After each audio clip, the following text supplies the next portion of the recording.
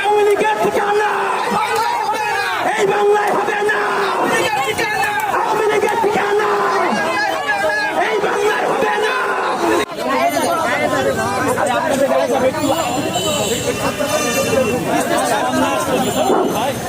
এখন এই প্রচারের নিক্ষেপের যে কার্যক্রম সেটা শুরু হবে। এখান থেকে দাঁড়িয়ে মারবে, আপনারা এখান থেকে সাইড দিয়ে এখান থেকে দাঁড়িয়ে নিক্ষেপ হবে। আমরা কি শুরু করবো?